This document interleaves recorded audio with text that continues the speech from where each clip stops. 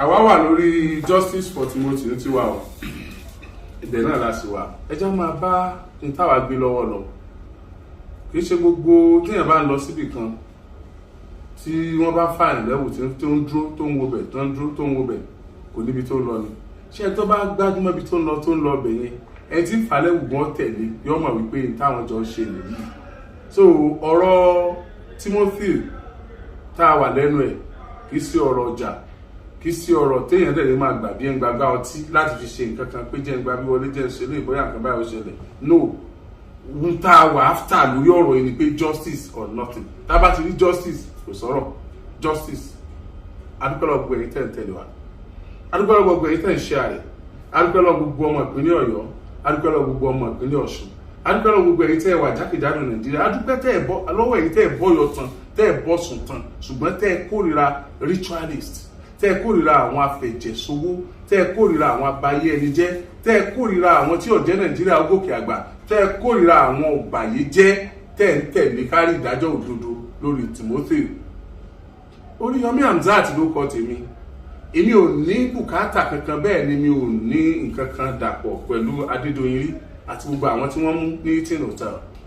mi ò ní nǹkan kan pẹ̀lú Timothy rí àti gbogbo ẹbí Timothy ṣùgbọ́n tí ó kọ́kọ́ wù mí láti pé n tó bá gbà ká fún lórí ọ̀rọ̀ yìí kí Timothy kórìjà jọ òdodo gbà kọ́mọ́kú dànù lásán ohun kan àkọ́kọ́ ni wípé ìdílé tí Timothy ti jáde ìdílé kòdàkòságbe ni Timothy kì í sọmọ olówó Timothy kì í sọmọ ọlọ́lá bí wọ́n ṣe pa ọmọ mẹ̀kúnnù dànù tí wọ́n pé kò sí tí ó ṣẹlẹ̀ bí wọ́n ṣe pa ọmọ kòdàkòságbe dànù ẹni tí ó fẹ́ tóun náà fẹ́ di ògo nínú ìran wọn tí wọ́n mọ̀ ka ìran wọn náà mọ́ràn olówó bí wọ́n ṣe pa wọ́n dànù tí wọ́n pé kò sí tí ó ṣẹlẹ̀ òun làwa ò fẹ́ mọ̀ tẹ́nìkan bá ti pa MKO Abiola ìdílé olówó kọ́ ni wọ́n ti bí Abiola ìdílé kòdàkòságbe ni ó nílé ìyàwó òun ló ti kọ́kọ́ jẹ yín fúngbà àkọ́kọ́ àwọn méjèèjì ti wà náà ìyá wa Simbiat àti Nùkẹ́ àyà Abiola nílé bàbá ìyàwó òun ló ti kọ́kọ́ jẹ yín fúngbà àkọ́kọ́ tí wọ́n dìlé olówó wọn ti bí ẹ̀rí tábíọ́lá dà káàkiri Nàìjíríà kó tó lọ ni. Gbogbo àwọn gómìnà ilé sọ́tìbòmí nípínlẹ̀ Ọ̀yọ́ yìí kò sí ìtàn bí ní ìdílé olówó ń bẹ ààrí ìdílé olówó àríwú ẹ̀rí kálukú wọn ló gbé orúkọ ìdílé wọn ga. Àwọn tí à ń wò lókè tá à ń wò lókè lónìí Dangote ní Ọ̀tẹ́dọ́lá ní nǹkan ní àfi kì wọ́n wípé ìdílé olówó náà ti bí ọ̀pọ̀lọpọ̀ nínú wọn kálukú wọn jagun nínú ayé wọn jẹ́ èèyàn ní padà mọ́rọ̀ wá gbolé bàbá tó bí wọn lọ́mọ ta ló mọ irú tí Timothy náà fẹ́ mú wọnú ra wọn ta ló mọ tí Timothy náà mú bọ̀ nídìílé tí wọ́n ti bí ta ló mọ tí Timothy mú bọ̀ lérúwà tí wọ́n ti bí èèyàn ńlá pọ̀ lérúwà lóòótọ́ kì í ṣe Timothy lèèyàn ńlá àkọ́kọ́ tí ọ̀kọ́kọ́ kàwé lérúwà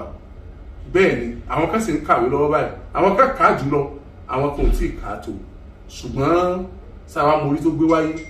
amàyànmọ́ tó yàn àbí àwọn tó fẹ́ tara rẹ̀ jẹ́ èèyàn tí wọ́n fẹ́ tara rẹ̀ ṣe rere kí ló wá dé ẹni bá fẹ́ kú mi wáyé jó kú jẹ́jẹ́ ewúlò àbúrò ọ̀sùn sóòtẹ́ẹ̀lì ká tún wá tibẹ̀ ká dèrò ọ̀run nínú àwa kígbe o wípé gbogbo ẹni ọba jẹ́ afẹ́ mọ́ ọjọ́ wa lójú ọ̀yà wá lẹ́nu pẹ̀lú báwọn ọ̀rọ̀ yẹn ṣe ń rìn níbẹ̀rẹ̀ pẹ̀pẹ̀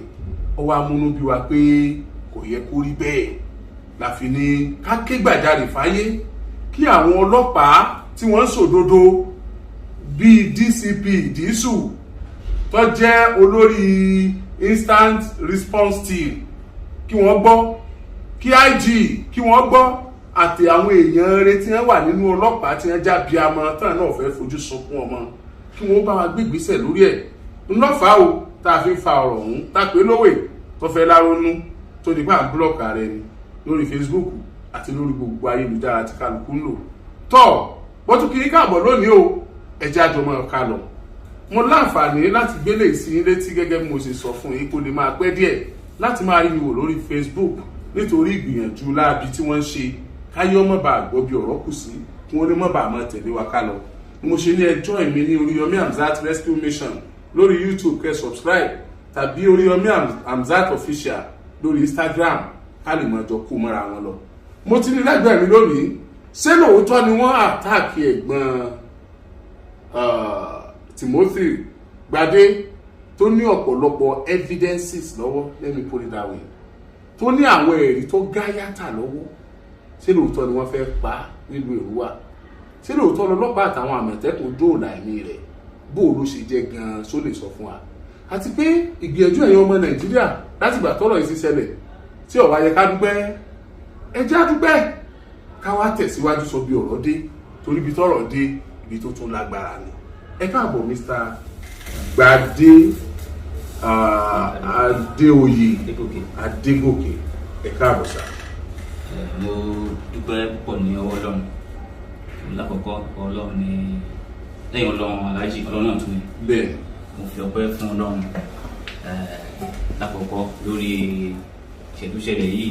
ọpẹ́ náà sọ pé inú gbogbo máa dúpẹ́ mo dúpẹ́ so kí n tó bẹ̀rẹ̀ ọ̀rọ̀ mi anyway mi ò fẹ́ sọ̀rọ̀ púpọ̀ ìpàṣẹwò pé lọ́ọ̀yà wa kó take over and then àwọn ọlọ́pàá ẹni tó wá fẹ́ sọ kọ́ máa sọ but I still have to come láti dúpẹ́ lọ́wọ́ Ọlọ́run ọba alákọ̀ọ́kọ́ lẹ́ẹ̀kejì bí rẹ̀ ká dúpẹ́ ní ọwọ́ Alhaji wa Oríyọmí Òkìkíọlá Hamzat so mo dúpẹ́ pọ̀ lọ́wọ́ yín máa padà síbẹ̀ mo dúpẹ́ lọ́wọ́ gbogbo ọmọ Nàìjíríà nílé àti ní òkè òkun fún àdúró tí yín ìgbà tí ìṣẹ̀lẹ̀ ti ṣẹlẹ̀ ẹ náwó ẹ nọ́ra ẹ tó fún wa lówó tó náwó àdúrà yín kọ́ ìgbìyànjú yín kọ́ lórí pé àríkèsí iṣẹ́ what we want is justice gbogbo alájọ ń fọ́ sọ pé justice ìdájọ́ òdodo kó jọba kó fara hàn àdúpẹ́ púpọ̀ lọ́wọ́ yín náà ìdí pàtàkì bó ṣe wá nìyẹn pé kí n dúpẹ́ púpọ̀ lọ́wọ́ gbogbo Nàìjíríà lọ́kùnrin lóbìnrin lọ́mọdé lágbàlagbà tí ẹ fi àyè sílẹ̀ tí ẹ dẹ̀ ń gbàdúrà fún wa ẹ tún inú owó inú kò sí ẹ tún sẹ́ǹdì sí wa sọ ọpẹ́ ni o àdúpẹ́ pọ̀ lọ́wọ́ yín àtàbáni ká máa bẹ̀rẹ̀ dúpẹ́ yẹn mo lè dúpẹ́ tán àdúpẹ́ so láìkọ̀kọ́ nígbà mo ṣe dúpẹ́ tán mo dúpẹ́ ní ọwọ́ Ọlọ́run ní ẹ̀kan sí pé ní ọjọ́ sáàwì tó kọjá ẹ̀ but ara sán atẹ́gúndẹ̀ fẹ́ ìdítẹ̀ tó jà bẹ́ẹ̀ mo dúpẹ́ lọ́wọ́ Ọlọ́run ọba pé kò gbé mi lọ àtẹ̀dẹ́ ni mo jáde fúnra mi pé kí n lọ́wọ́ àwọn tí màá tẹ̀ fi sẹ́nu pẹ̀lú ìyàwó nílé mo ṣáà ń lọ làwọn pápá kan lẹ́gbẹ̀ẹ́ wọn fi Gbadé wọn lè dárúkọ mi ẹni tó lè dárúkọ mi ní ìlú mi àti ìṣẹ́ tó mọ̀ mi ni ọ̀pọ̀lọpọ̀ mọ́ dárúkọ mi báyìí tó máa tún mi náà àwọn ọ̀rẹ́ mi tó máa tún lọ́ọ́ máa kíra wa náà lò pé àwọn tó fẹ́ ṣe nǹkan bí sí mi ni wọ́n dẹ̀ pààkì mọ́tò Camry ọ̀rọ̀ kọ̀ọ̀kan tinted wọ́n dẹ̀ dúró ẹlú ẹ̀kálẹ̀ wọ́n dẹ̀ wá dáa wọ́n bá sílẹ̀kùn àyọ̀ wọn Gbadé náà ni like particular guy inú mọ́tò yẹn tó jókòó sẹ́gbẹ̀ẹ́ lọ́wọ́ yẹn wọ́n á sọ pé òun náà ni tí wọ́n àwọn òkùnbọ̀ báyìí wọ́n yá ẹ́ńtà wọlé kí ẹ́ńtà sí wọlé síbò mo fa àbíkú ta mo méré àwọn tó àdúgbò náà try àtúnkà tó fọ̀ ọlọ́pàá ti dé DP Èrúwà mo dúpẹ́ lọ́wọ́ wọn àná wọn dé báyìí kò tó 2 minutes tí àwọn ọlọ́pàá yẹn dé làmọ́tẹ́kùn náà dé kọ̀mándà àmọ́tẹ́kùn ní Èrúwà pẹ̀lú àwọn ikọ̀ àwọn bá wá báwo ní wọ́n gbà àwọn níbi náà gbà gbáyà wọn so wọ́n ṣáà trace wọn lọ wọ́n lé wọn lọ àdúgbò Ọlọ́run pé wọn ò èrò tí wọ́n ní níbi sí mi sáyé mi kò wá sí mu ṣe ẹ pàbúrò mi sítorí pé ẹ pàbúrò mi mo dẹ̀ wà ní Ifẹ̀ tó ṣe Òṣèjìgbò fún investigation àtàwọn ọlọ́pàá yẹn ẹ fẹ́ fà mí lóhun nínú ìgbowó tí olúwa pè fún kẹ tún wá bá mi gbà mú wa lóhun ẹ fún mi lówó kí ní price mi kí n gbowó lórí ẹ̀mí àbúrò mi for God's sake ṣé tí ẹ bá jẹ́ èèyàn ṣé ẹ lè jẹ́ èèyàn ni mo dẹ̀ deny pé mi owó bá wọn fẹ́ gbà are you stupid I don't send his lawyer to me and the lawyer confirm to me pé okay wa my brother what do you think we can do to this issue ó ní ẹ̀dá àti wà tó ń ṣe wá láti Ifẹ̀ wá sí Òṣogbo pé kó wá bá mi fún ni okay the only thing tí mo padà ṣe ni pé ìbánilẹ́lẹ́ àti make arrest àwọn ọmọ bíi 6 okay go inside the cell go and talk to them I mean your people there to tell you where my brother is. So at that time àti ìrókò Aláàjì lóòótọ́ àmì àti ìrókò àdàmà là ń wá lọ́wọ́ ibi ọjọ́ keje ni tàbí tó pàṣẹ rí ní ọjọ́ kẹwàá yẹn tí mo wà níbẹ̀ mo wà ní Òṣogbo sí Ifẹ̀ sí ti gbogbo láṣọ kan lọ́rùn okay aṣọ yẹn mo wà mo ṣe wà náà ilé and I spent 10 days there without changing my clothes tí mo ń wá àbúrò mi ó wá jalè wá lóyà sí mi àjọ yín ní kémi bá lóyà sọ̀rọ̀ ká ní round table meeting I should name my price kí n gbowó ẹ̀mí àbúrò mi or something I don't know very shocking but mo deny pé no I won't take such ó fẹ́ di ariwo àwọn ọlọ́pàá ní calm down bá kí n máa fẹ́ àlọ́ wí pẹ̀lú ẹ̀ káwọn nǹkan tó máa ṣẹlẹ̀ mo rò pé something is going on pé nǹkan kan máa ṣẹlẹ̀ okay o àwọn ìdá faithful night gbọ́dọ̀ ọjọ́ yẹn gbogbo ni mo tún tẹ̀ mo tún traces wọ́n tún lé mi I have to left the hotel around 12 go to another hotel lóṣogbo ṣé mo mi fẹ́ sọ̀rọ̀ púpọ̀ lórí yẹn because I still have some evidences and some documents with me tẹ́ pé a máa jọ lò bẹ́ẹ̀ mi fẹ́ sọ̀rọ̀ lórí yẹn mo wá dúpẹ́ ni gbogbo ọmọ Nàìjíríà ìyẹn ló wà mú láti trade má sí ìlú wa pé ẹ fẹ́ ṣe kí ni ẹ tún fẹ́ gbé mi àfẹ́ pa mí ẹ fi ká sunkún nílé wa ẹ fi ká sunkún ní olúwa mi it's not done kò dáa gbogbo ọmọ Nàìjíríà ẹ jọ àdúrà ẹ tẹ́ ẹ gbà ẹ má sì dákẹ́ àdúrà o àwọn Yorùbá ń tẹ́ ìjọba tán ní tí wọ́n tán láṣọ thank you sir ẹ̀jọ̀ tán ló ẹ̀kọ́ náà àdúrà ẹ tẹ́ ẹ gbà ẹ má ti dáwọ́kẹ́ àdúrà o gbogbo ẹ̀ wòlíì pásítọ̀ ẹ̀yin ìbílẹ̀ náà tẹ́ ẹ kékeré Ọlọ́run fún ààbò mi fún ààbò àwọn tó fẹ́ wá fún rere ẹjọ́ ẹ má ti sùn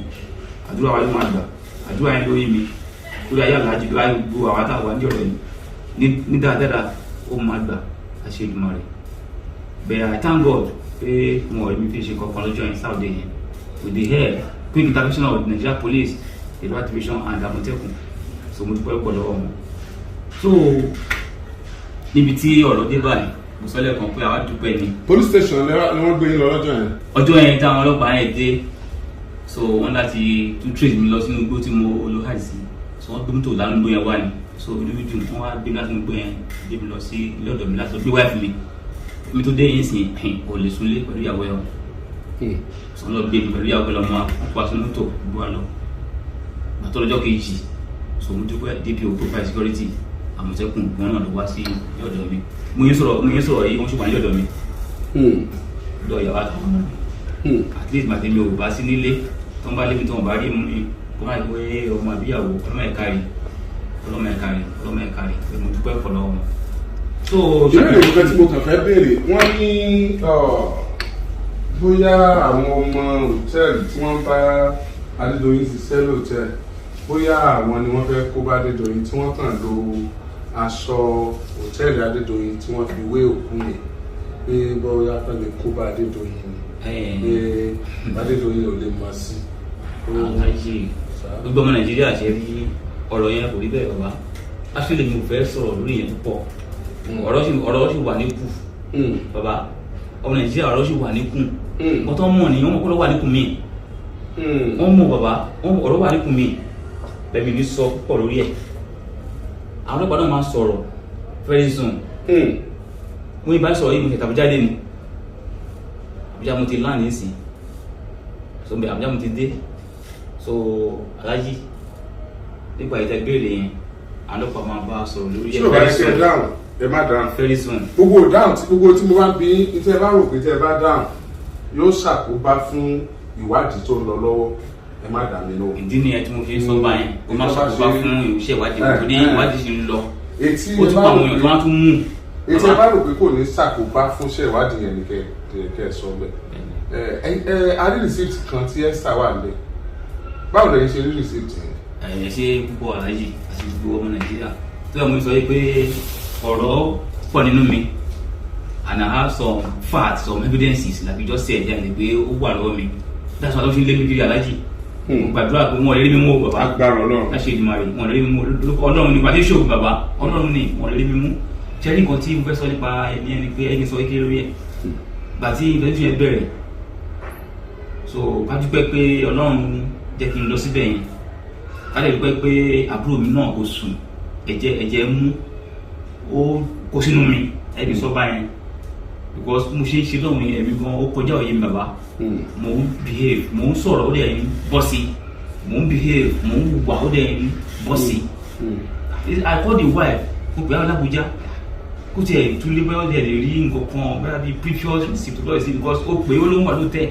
òun ń relax kó sùn díẹ̀ débi 12 wọn ló dẹ̀ kàwé fún exam ni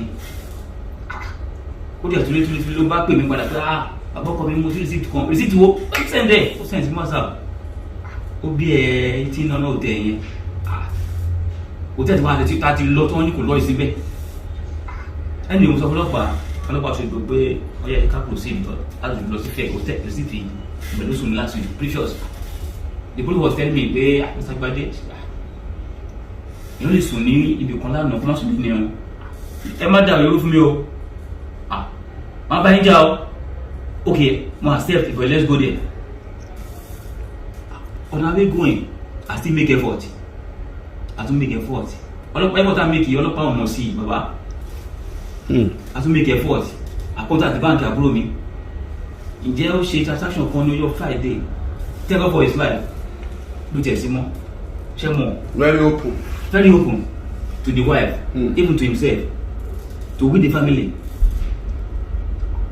ó transact wọ́n ló ṣe transaction kan fún àwọn méjì kan ìgbà mi send there wọ́n sì tẹ̀ sí mi mo rí àwọn méjì yẹn eléyìí kọ́ second orúkọ yẹn mi mọ́ ẹ bá mi gbé mi kwáyé lórí ẹ̀ wọ́n sì ti padà pé Adédèjì Adésọlá tóbi lọ́ba lọ́dún jẹ́ bẹ́ẹ̀ mi gbọ́ lè rí àdírẹ́sì yẹn kọ́ ó dà sẹ́ ó di Ifẹ̀ ọlọ́pàá ẹ̀sìn ní ìsìn àdírẹ́sì amatrẹ́sì orúkọ yára àdírẹ́sì adéèdè hòtẹ́ẹ̀lì yẹn alájì hòtẹ́ẹ̀lì tí wọ́n sẹ́yìn sí ìdẹ́sí mi eating hòtẹ́ẹ̀lì lóyìn adé báyìí gan abéèrè orúkọ tá abéèrè gẹ̀yìn lárí báyìí ó dẹ̀ deny adéhùn bíi pé báyìí pẹ̀lú kọ́ wá síbi ọ̀rọ̀ Friday ó ní no ẹni kó wá wọ́n sọ sákàǹtẹ̀ ó ní no mo sọ pé are you stupid orí ti fẹ́ dàrú are you stupid or something àti òní ó calm down Mr. Gbadé calm down ẹ má wọlé òun pẹ̀ ti help wa lórí federation wa yìí ẹni sùn nù ìwọ́n bí pé nǹkan adébòkè gidi kan kò tí ì jẹ́ kó sọ̀rọ̀ jáde ó ní ọ̀hún ọ̀rẹ́ nìkan ẹ̀kọ́ mo fẹ́ gbà lóye pé àbúrò ìjà mi ni àbúrò tèmi wá síbi sọ pé gidi ọ̀rẹ́ nìkan báwo gẹ́ẹ̀ bá gbọ̀n àdùn náà ti gẹ́ ẹ̀tẹ̀ ó máa ń pọ̀ fẹ́ straight wọ́n ní ká máa gbé lọ wọ́n ní owó wá lóòótọ́ bó ṣe wá ó gẹ̀ẹ́sán ó gẹ̀ẹ́sán owó sóhun ló bá jáde padà olóhùn padà òun ní you are stupid báyìí máa ń sùn tẹ́ tó fẹ́ sùn tí ò ní wo room kó tó kùsẹ́kì ó ní kùsẹ́kì you are very stupid àgbọn ní calm down ó máa jẹ́wọ́ bẹ̀tẹ̀ ń bọ̀ tó padà jẹ́wọ́ kílẹ̀ tó mú ọjọ́ yẹn láti kọ́ mi bí láti come to the station the following day ìbò tí ó ti já àwọn tó lè fat thank God ìfẹ́ sọmọ́ sórí yẹn náà bàbá. ẹ kí n máa sọ̀rọ̀ bẹ́ẹ̀. ìfẹ́ sọmọ́ sórí yẹn ọ̀rọ̀ pọ̀ mo lọ sàbújá mo dúpẹ́ ẹ máa fún mọ̀ kí àwọn lẹ́ẹ̀kan mo fẹ́ bẹ̀rẹ̀ pé DCP àbí DCP Disu tí wọ́n jẹ́ ọ̀gá àgbà àti adarí instant response team tí wọ́n wá gbé kéèsì láti Òṣogbo lọ sí Àbújá ìjẹ́ iṣẹ́ wọn lórí ọ̀rọ̀ ìṣèlú tẹ́yìn lọ́rùn àbí kò tẹ́yìn lọ́rùn. aláàjì gbogbo Nàìjíríà mo dúpẹ́ ṣẹ́mọ̀ ọkàn wọn wá balẹ̀ lórí ibi tí iṣẹ́ dídú ẹ̀ ìgbà tó wà lóṣogbo yẹn àwọn kan ṣẹ́mọ̀ ó dàbí ọwọ́ wa ní our fingers are not equal that's how we human beings including the police they are not equal wọ́n yàtọ̀ síra wọn àwọn wà tó fẹ́ dọwọ́ lóṣogbo nínú àwọn tó fi gbẹ̀yìn tó fẹ́ compromise but thank God pé àwọn ìlọsùn ló sìn ó ti sọ̀rọ̀ yìí tó kí ó lọ sí Àbújá mo kí Commander Tuki Disu DCP okay. So mo kí wọn pẹ̀lú IPO pẹ̀lú àwọn officers wọn tí wọ́n ń ṣàpàtẹ́rù organization yìí máa fi bẹ̀rẹ̀ iṣẹ́ wọn dá ìfà náà ṣe mú arákùnbalẹ̀ pé a sọ láàrọ̀ yìí nípa sọ like 3-4 times lẹ́nìí wọ́n fọ arákùnbalẹ̀ pé kò ní sí problem tó dẹ̀ mi ò fẹ́ mo recommend effort wọn ni mi fẹ́ sọ̀rọ̀ lórí ẹ̀ because iṣẹ́ ń lọ lórí ẹ̀ so mo ṣe ti Àbújá dé lórí issue ẹ̀ náà ni. So far so good ẹ wà comfortable pẹ̀lú ìṣọwọ́ṣiṣẹ́ wọn. Like seriously for now baba gbogbo ẹbí àwa comfortable pẹ̀lú ojú tí kéèsì dé dúró lọ́dọ̀ àwọn ọlọ́pàá l'Àbújá yẹn because wọ́n wà sincere with it wọ́n dẹ̀ ń carry our known àwọn dẹ̀ ń follow ẹ̀. kájẹ́ pé gbogbo ọmọ Nàìjíríà náà ló wà comfortable nìyẹn tí ẹ bá ti wà comfortable pẹ̀lú ìṣọwọ́ṣiṣẹ́ wọn ìgbà tẹ́tẹ́ tó máa parí ẹ̀ ni wọ́n wà sincere. wọ́n sincere tó ń bá wà sincere alájì. I know you will tell us. I will tell you wọn lè pa mí kò sí nǹkan tó máa ṣe ìtọ́lọ́run nímọ̀ sí bàbá tọ́lọ́pọ̀ bá sì zẹ́ I will tell the whole world pé DCP Disu nǹkan báyìí ló ń ṣe o I will tell the whole world but àwọn ọlọ́pàá òṣèlú ṣe rèé be sincere let me just use that word tí wọ́n tá wọ́n ṣe rèé nù wọn.